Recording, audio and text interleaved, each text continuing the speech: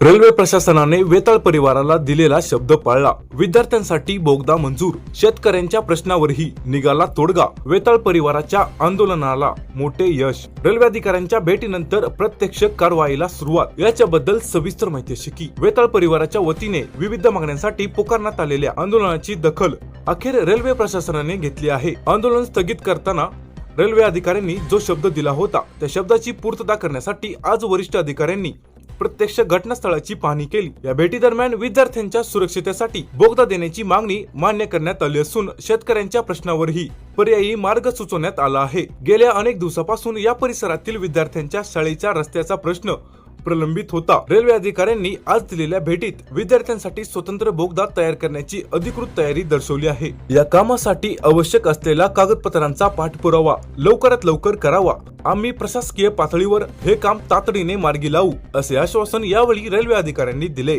यामुळे विद्यार्थ्यांचा जीवघेणा प्रवास थांबणार असून पालकांमध्ये समाधानाचे वातावरण आहे.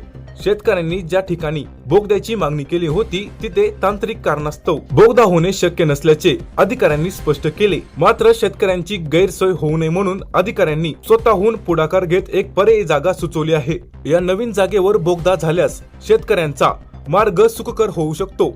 या पर्यायी जागेसाठी कागदपत्रे ही तातडीने सादर करण्याच्या सूचना अधिकाऱ्यांनी वेताळ परिवाराला आणि ग्रामस्थांना दिल्या आहेत. वेताळ परिवाराने आक्रमक पवित्रा घेत रेल्वे प्रशासनाकडे या मागण्या लावून धरल्या होत्या. आंदोलन स्थगित करताना अधिकाऱ्यांनी आश्वासन दिले होते की आम्ही स्वतः येऊन यावर मार्ग काढू. त्याचप्रमाणे आज प्रत्यक्ष कार्यवाही सुरू झाल्याने अधिकाऱ्यांनी आपला शब्द पाळल्याची भावना व्यक्त होत आहे. आम्ही दिलेला शब्द पाळला असून विद्यार्थ्यांच्या हितासाठी बोगदा मंजूर केला आहे. कागदपत्रांची पूर्तता होताच प्रत्यक्ष कामाला सुरुवात होईल. शेतकऱ्यांच्या बाबतीतही आम्ही सकारात्मक आहोत असं रेल्वे अधिकाऱ्यांनी सांगितलंय.